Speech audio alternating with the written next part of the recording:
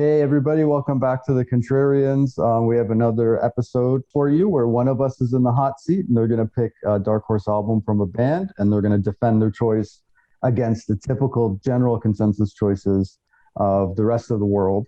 And today we have Tim back. And Tim, you've probably seen him in our last couple episodes, talking with Martin about Rat and about Motley Crue. And today we're going to be talking about Aerosmith. Before we do that, I just want to give Tim a chance to kind of let us know what's going on in his world and tell us if you have any updates or anything that you're working on. Thanks, Marco. The campaign for Unspooled and Adventure in 8 Tracks is still underway. We've had a very successful first week and a few other days. We're getting really, really close to reaching our goal.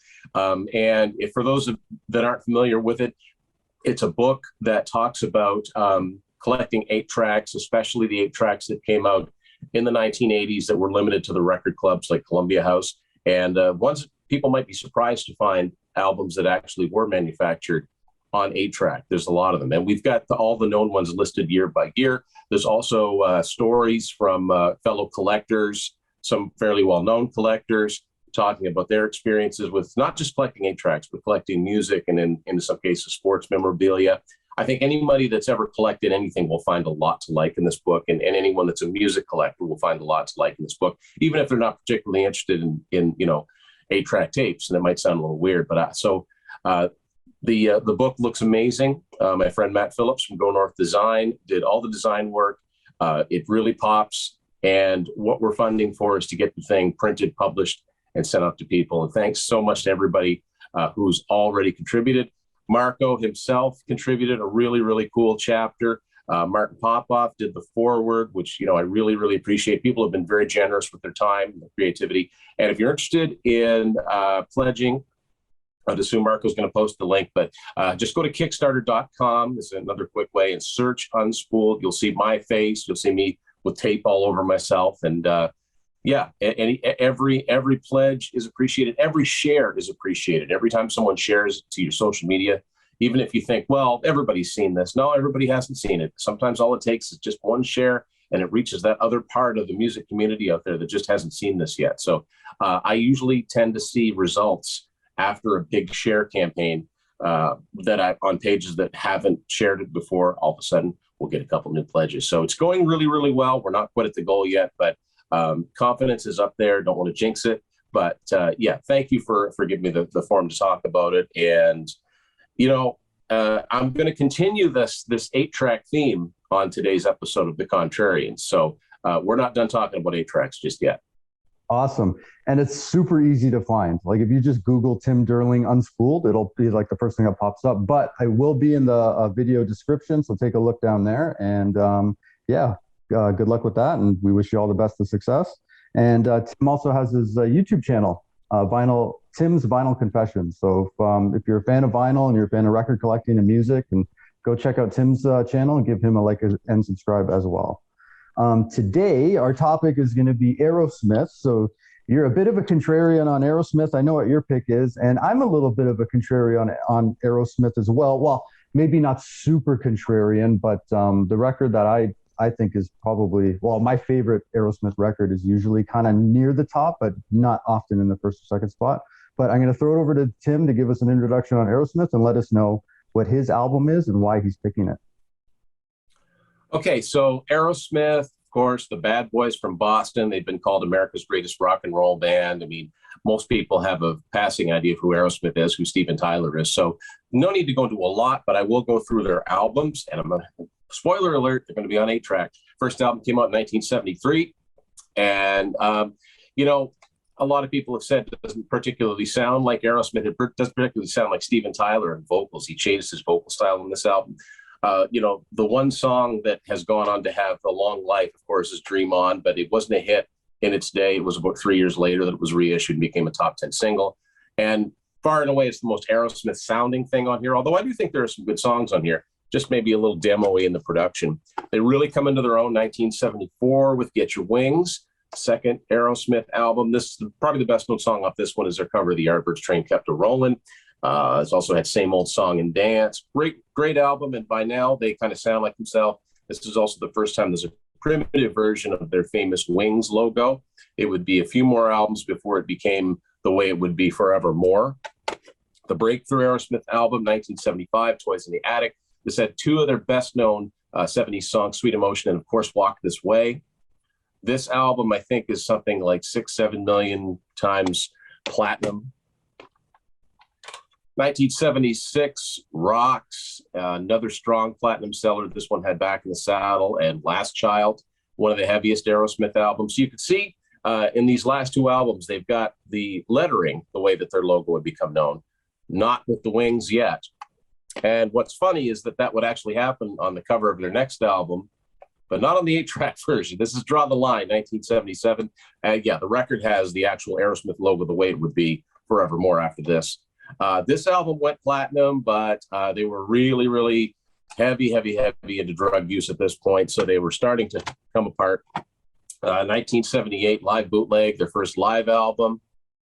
It too was a platinum seller. 1979, Joe Perry leaves just at the conclusion of recording Night in the Ruts.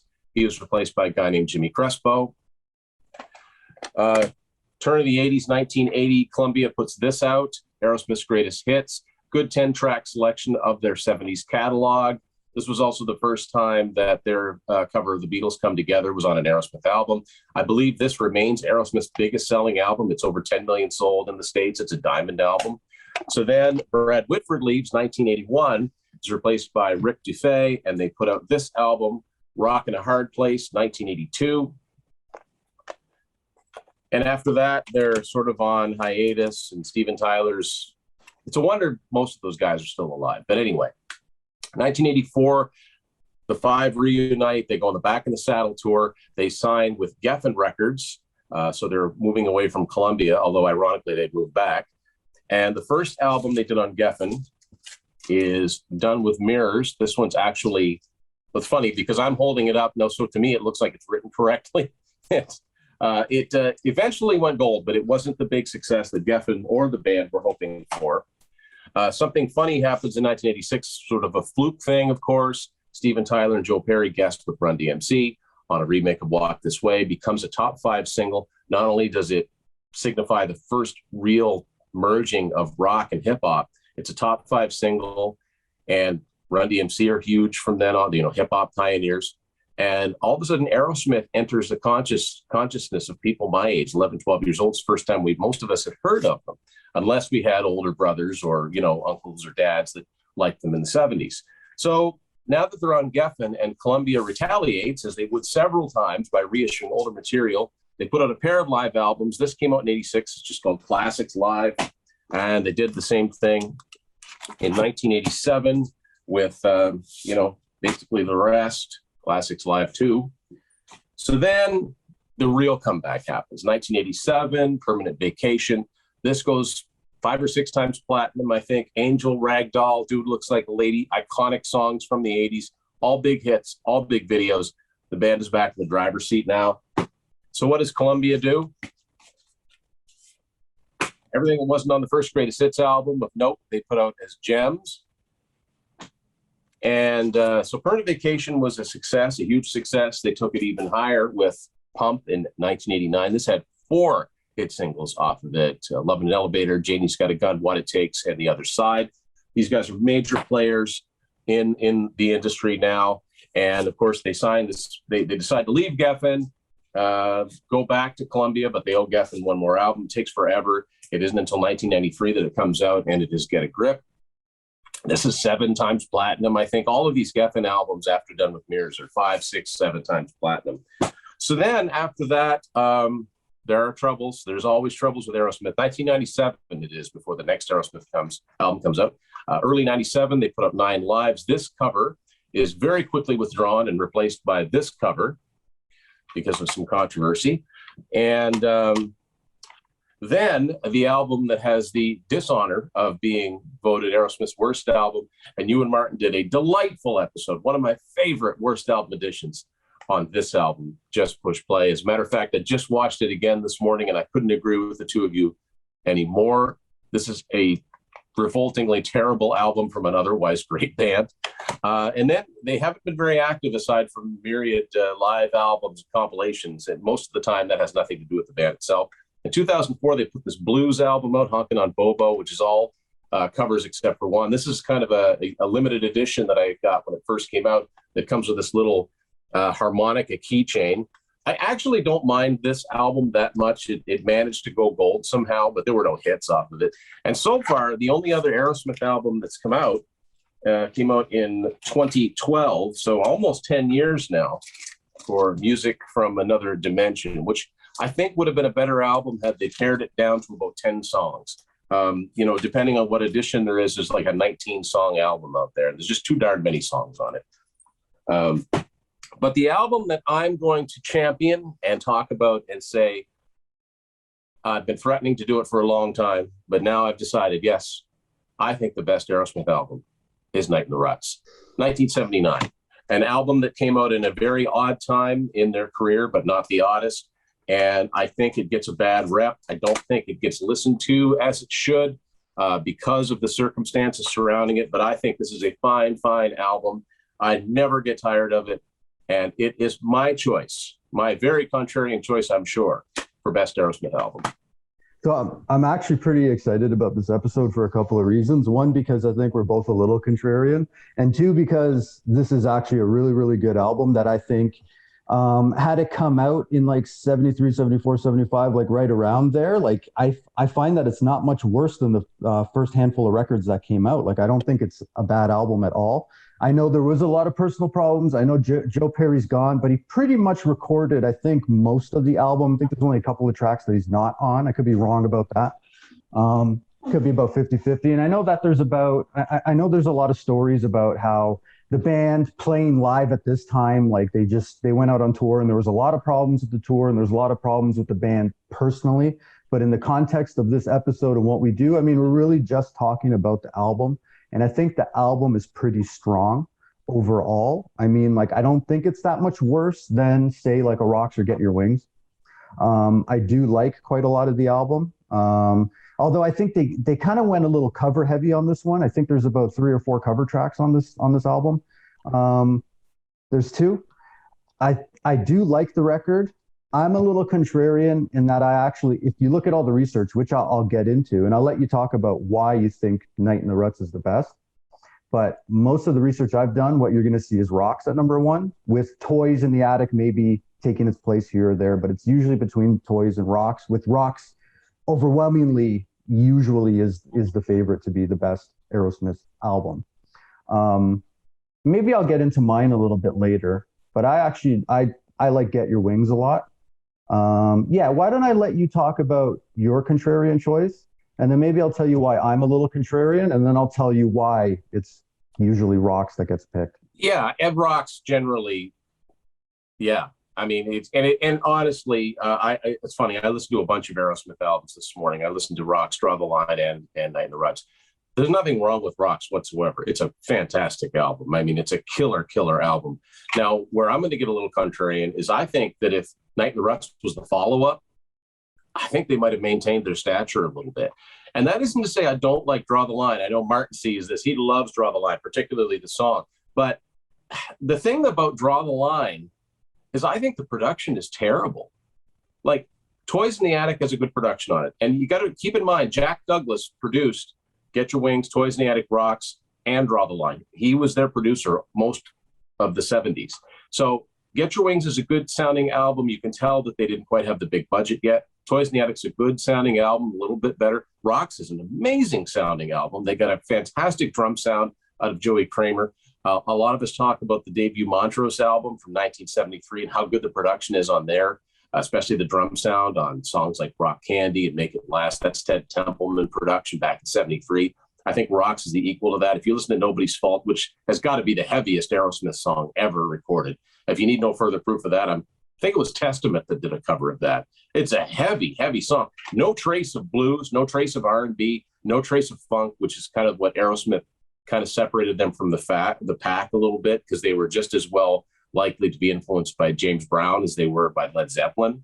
But Rocks is a fantastic sounding album. Then Draw the Line comes out, and it sounds worse than the first album, I think. Like, it's got a really tinny, high end production to it that, man, there's good songs on there. And I just think a lot of the times the production impedes them. Now, the Aerosmith being the pros that they were, they still managed to put out a good album in spite of the way that it sounds. I've always wondered what some of those songs would sound like with the Rock's Toys in the Attic production on it.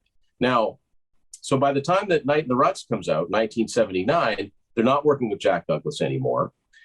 He was actually going on to work with John Lennon on what would become his final album during his lifetime, Double Fantasy. But anyway, they end up getting Gary Lyons. This is the only time they worked with this guy, Gary Lyons. Now, Gary Lyons not only co-produced the first Foreigner album, which doesn't have that great a production sound, I don't think, but he was also an engineer for Roy Thomas Baker. So you'll see his name on a lot of the classic Queen albums. And I really don't know much else about what Gary Lyons produced, but I think he gets a fantastic song on Night in the Ruts. I might as well hold up the cassette. I've held up all the other formats. And the drum sound is fantastic. Now, of course, the production wouldn't mean a thing if it weren't for good songs. I think this has some really good songs on it. Now, I understand that Columbia Records, CBS Records, whatever, they're trying to push songs to radio. But I think they made a very strange choice in their choice of single from this. And I think it might have been the only single, a cover of, I think it was the Shangri-Las, girl group from the 60s, Remember Walking in the Sand, which is funny because in modern times, the TikTok generation, that song, some version of it, a sped up version of it, is used all the time on TikTok. Anybody who's ever seen one of those, oh no, that's Remember Walking in the Sand. I don't think it's the Aerosmith version. I just think it's kind of funny. It flopped as a single. I think it peaked at number 53. It was the first time that Aerosmith didn't have a top 40 single from one of their albums after they started having.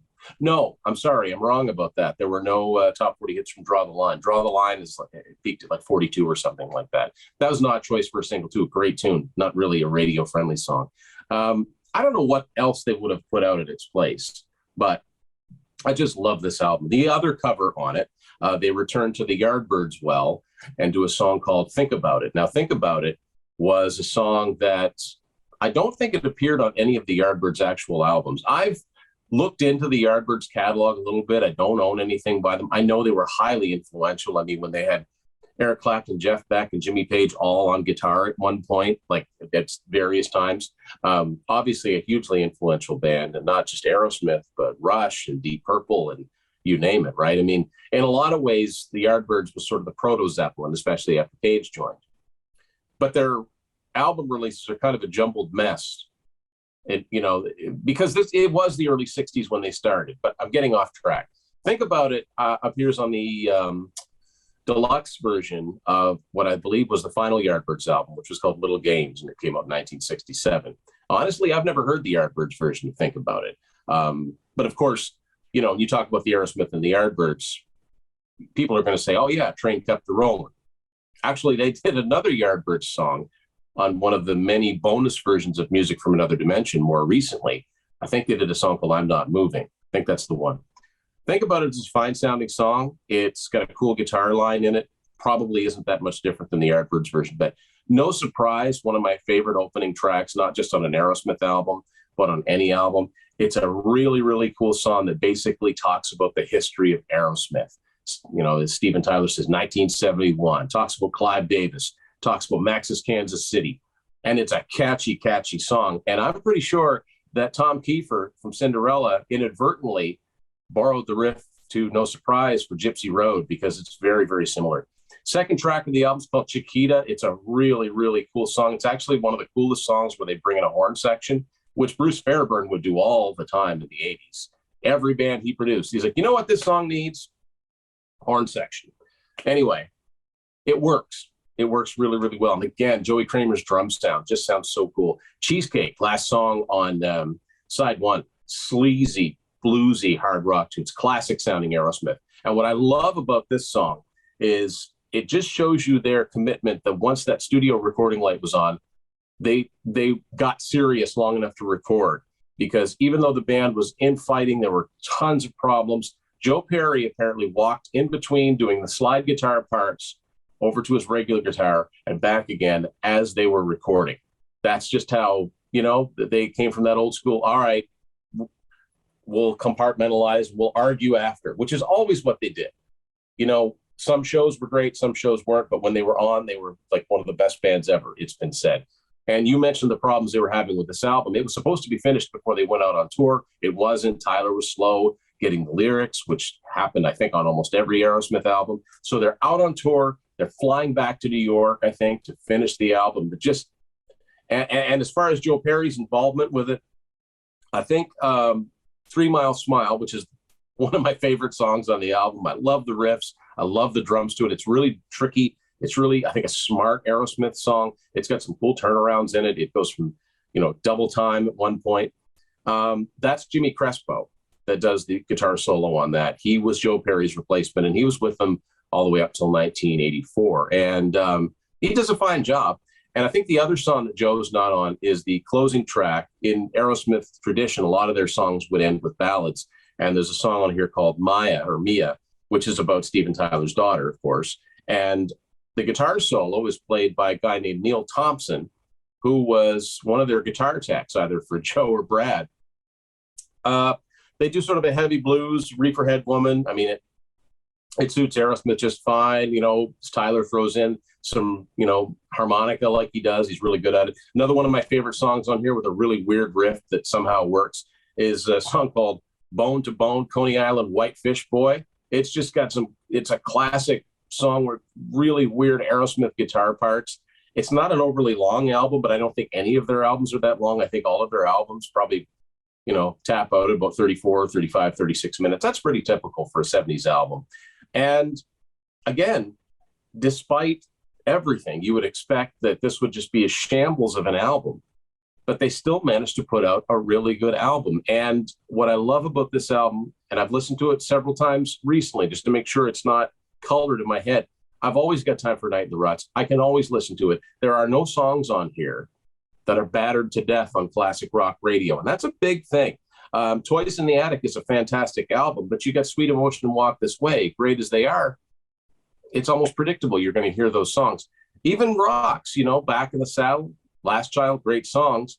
They don't quite get the airplay that those other ones do, but still, when you've got 2 songs out of a 9-song album that you don't really need to hear again, then why are you listening to that album, if that makes any sense? But Night in the Ruts has none of that. And it's well produced, it's well put together, and they just didn't phone it in when they could have very well phoned it in. They could have done like 8 covers and had 1 original on it, which they would kind of do later. But yeah, I stand by this album. I don't think a lot of Aerosmith fans give it its due because of the circumstances surrounding it, even more so than this album, Rockin' a Hard Place, which I also love. I think is a fantastic album. That's the one that Joe Perry or Brad Whitford aren't on. And Brad Whitford plays rhythm on one song, Lightning Strikes. But other than that, it's not a different sounding album so much, but you just know it's the other 2 guys, especially if you've seen any of their performances. But that album sort of gets a renewed respect, I think, in recent years. That album probably has risen the most in estimation of any Aerosmith fan. But Night in the Ruts, because it's the one before it, and maybe it's because it wasn't quite as dramatic a change, because you still got Brad and you've also still got Joe on the cover. This album just it stands up for repeat listenings, and I think everybody that says it's, they're slacking a little bit, I don't think they're actually listening to it. I think they're reading too many reviews. I don't think they're giving it its due, and I will defend this album to the death. My favorite of their Geffen era, their quote unquote second act era, has always been Pump. I still think that's a great album. But again, you've got 4 radio staples on there. That leaves 6 songs. And even though it's a good album, when I put it on, it's almost I have to tune out the songs that I've heard so many times. This has none of that. This is an Aerosmith album for people that are sick of Aerosmith. Not people that don't like Aerosmith, but people that are sick of Aerosmith. And really, in a lot of ways, so is this. But this has the better production, and in my opinion, overall, the better songs. Yeah, I agree in some ways. Like, I do think overall, it's a little bit better than Draw the Line. I think the weak points on this album are stronger than the weak points of Draw the Line, but I do think Draw the Line's stronger points, like the title track and I Want to Know Why, I think are a little bit stronger than the strong points on this one. A lot of people usually, when some of the reviews that I've read, put down the single choice, Remember Walking in the Sand. I don't necessarily think that even that's a bad song. I think that's even a pretty good song. Maybe should it have been the cover or the not the cover? Should it have been the single? I don't know. It could have been Chiquita or something like No Surprise, right? But I do think that it's pretty strong. I do think that overall the album is pretty strong. Where I get a little contrarian is I kind of think that Rocks is super strong. And when I get into my research, you'll see like all over the place, Rocks is the number one pick. I kind of like Get Your Wings. I kind of think Get Your Wings is the Aerosmith album for me where I think, and this is, I'm just reviewing it from a personal standpoint, that I think every track on Get Your Wings is strong. And I like, and I think that a lot of the stuff on there is pretty hooky too. I think Spaced is underrated. I really like Same Old Song and Dance. Like there's a lot of stuff on there that's really cool. Lord of the Flies is on that one. Rocks, for the most part, especially like I find that it starts very strong and it goes very strong, but then it kind of falters a little bit. Licking a Promise, I'm not a huge fan of, and then it kind of, you know what I mean? But Rocks is the one that you're going to see is always takes the top spot. So just looking at through some of my research, Sea of Tranquility, he ranked the Aerosmith albums. He put Rocks at number one. He called it their strongest album, probably their heaviest, which you already mentioned, Nobody's Fault and stuff like that. He talked about the very memorable songs, great riffs, shrieking vocals. Last Child was one of his favorite songs from the album, calls it very hard to beat. He put Toys at number two, and he actually put Night at the Ruts at number three. So he put Night at the Ruts at number three and says that it's crept up his list over the years. He calls it a cranking album, actually admits he listens to it more these days than the first two. So there's a point in your favor. And then he put Get Your Wings at number four. Martin Popoff has often said that Rocks is the best Aerosmith album. He often calls Sick as a Dog one of his favorite Aerosmith songs, along with Draw the Line, which you already mentioned. A Little South of Sanity, which was a double disc live album that came out, has no cuts from Night of the Ruts and was certified platinum in the States. So there's no track from Night of the Ruts on that one. Greatest Hits came out in 1980, and the only song featured on here is Remember, which is a cover, but it was mostly Toys and Rocks tracks, and that was Diamond in the States. Oh Yeah, The Ultimate Aerosmith Hits was a double disc collection of Aerosmith songs containing 0 songs from Night in the Ruts, plus 2 new songs, and was 2 times platinum in the States. Devil in Disguise, the very best of Aerosmith, was an 18-track compilation that had 0 tracks from Night in the Ruts and was platinum in the UK. So I just went through a list of like double album, greatest hits, live albums, like some of their most successful compilation albums contain next to nothing from Night in the Ruts. Almost said Night of the Ritz. Night of the Ruts. Night in the Ruts. Blah. So basically, like their most successful compilations, you can put out a greatest hits Aerosmith record and not include anything from Night of the Ruts, and nobody will even notice. Because their most successful stuff, out of all 4 of those that I just mentioned, only one of them contained Remember, which was a cover. And we're talking about the double platinum, diamond selling greatest hits compilations. So even the band themselves and even the record label themselves don't have as much confidence in Night in the Ruts. Also, considering the fact that the single off of it was a cover, which was a criticism I read in one of the reviews. Night in the Ruts placed 14th in the list of categories represented by the band live. So if you go to Setlist FM, where I get this information, they basically take all the statistics of playing live over the years and all the songs that they played live and all the albums. And they kind of come up with a list of like what album was represented by Aerosmith live the most, which is Toys. Pump came in at number 2 and Get a Grip came in at number 3. Night in the Ruts came in at number 14. But some of the categories are covers. So not every category is an album. So I think actually one of their highest ranked categories was covers that they played live.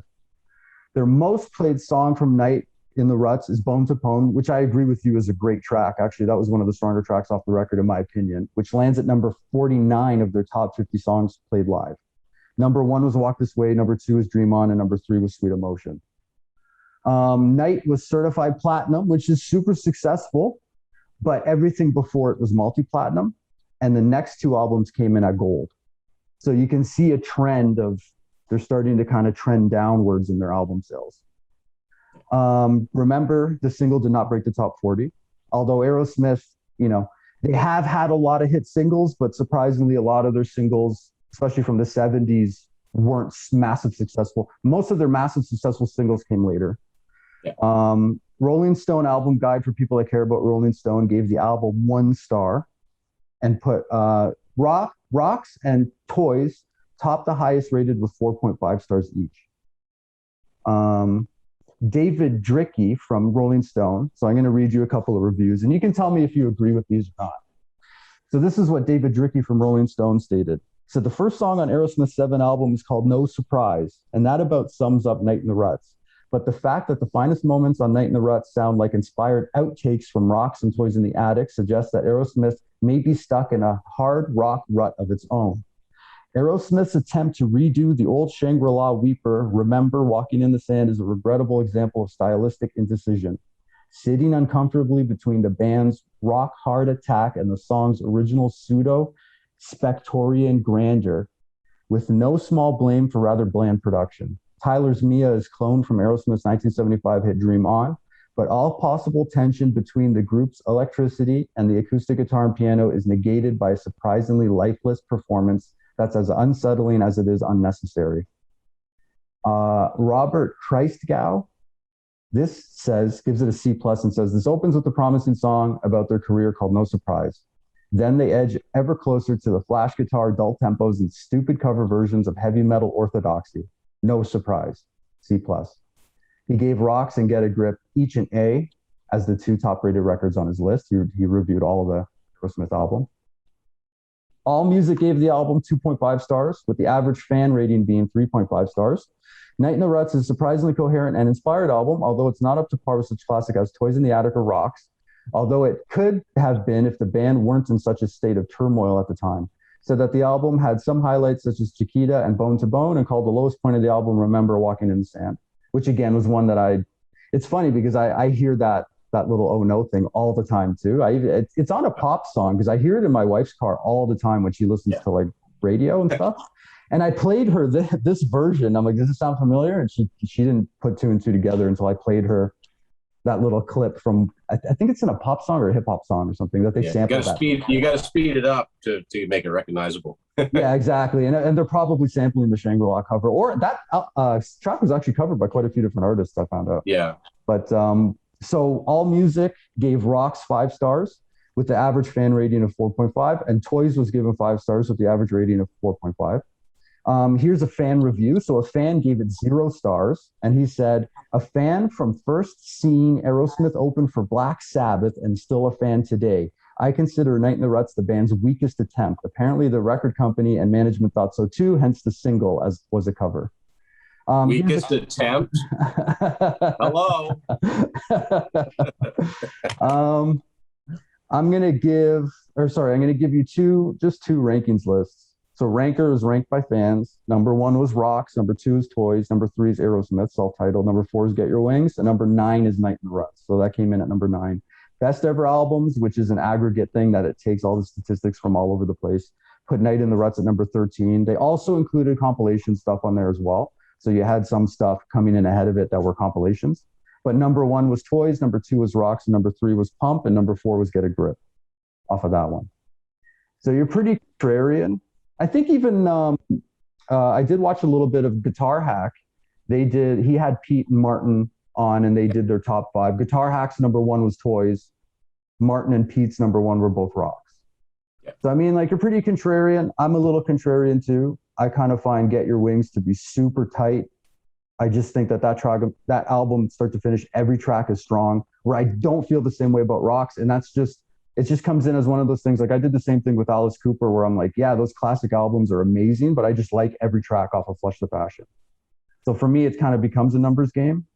But I definitely don't think that this is a bad album at all. Like, I don't think you're coming in with like something that's way off the beaten track. Because, upon listening to it, it's like, yeah, this is just as strong as those earlier records, in my opinion.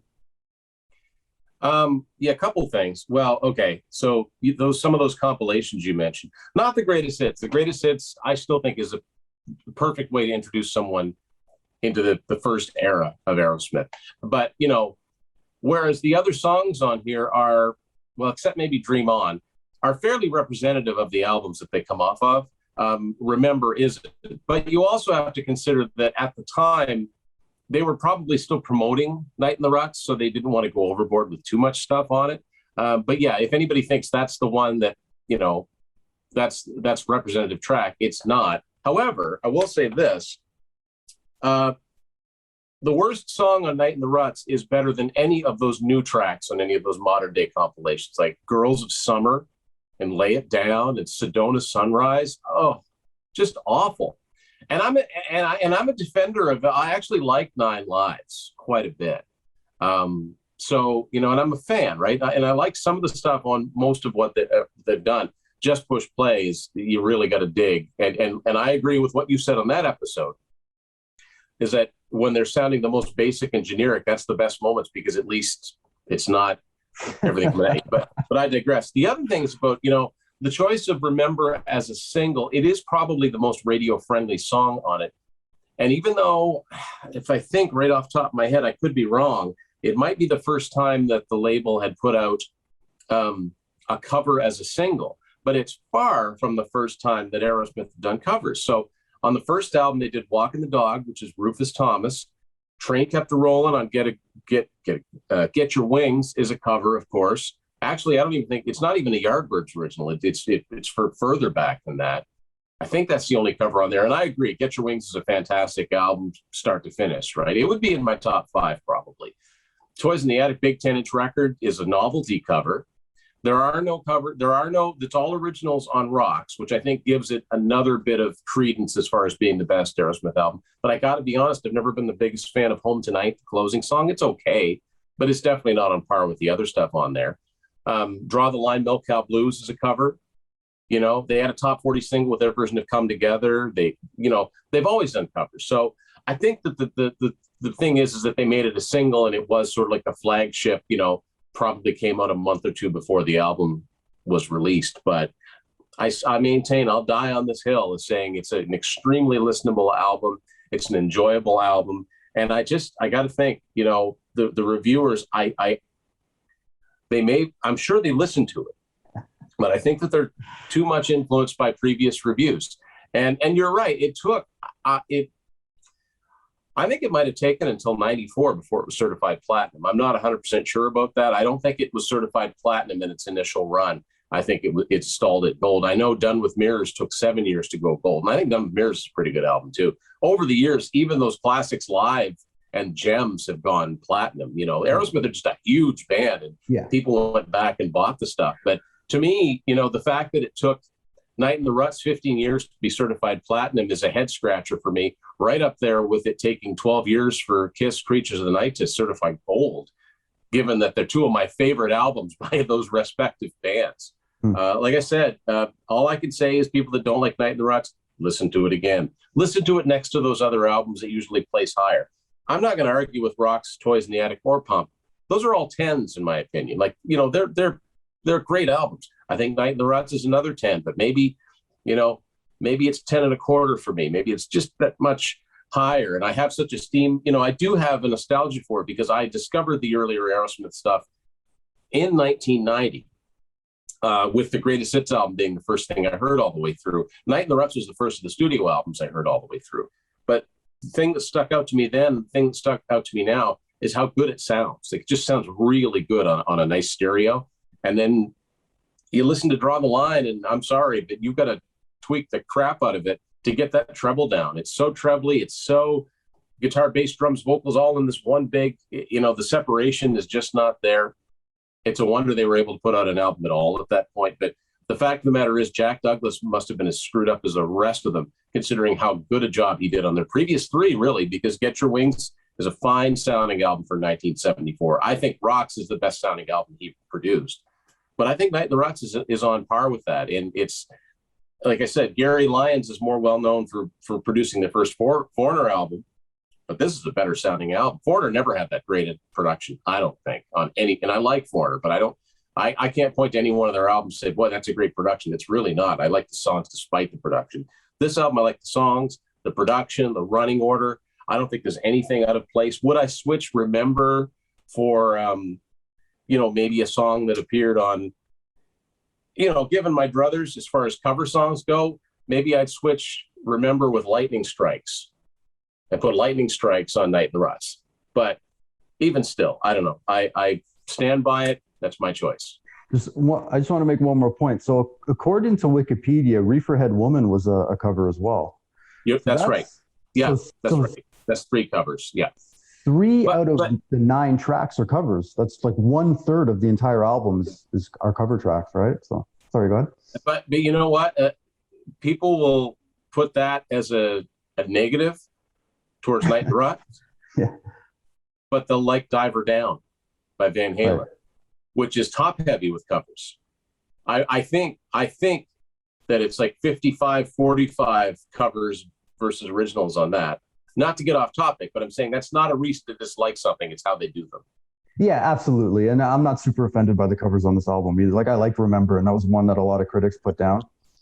And there are some compilations that do include tracks from Night in the Ruts. I just like to point out the most successful ones were ones that were devoid of Night in the Ruts. It is a strong album.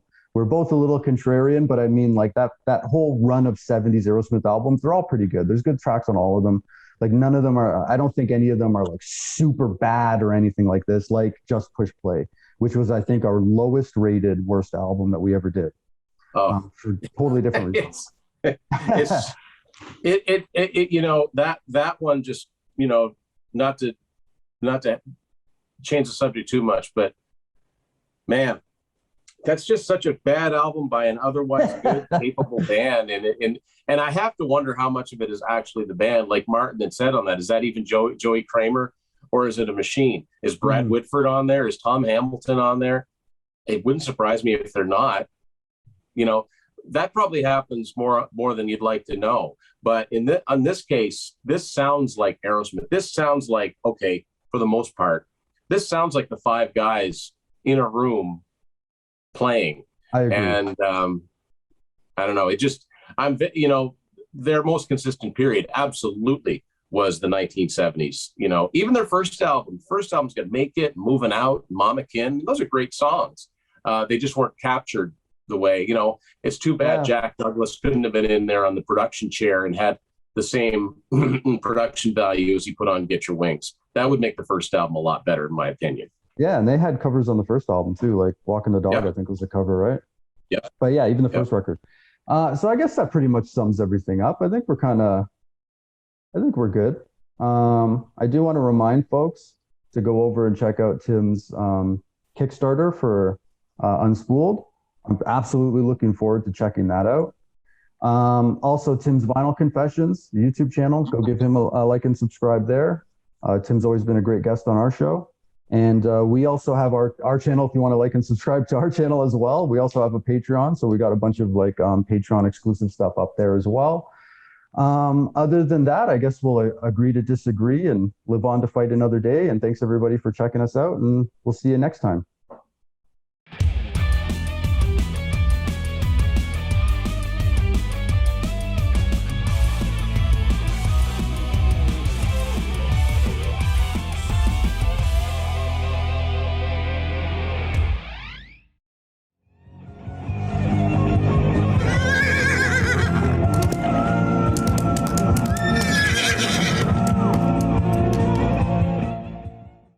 That's it, dude.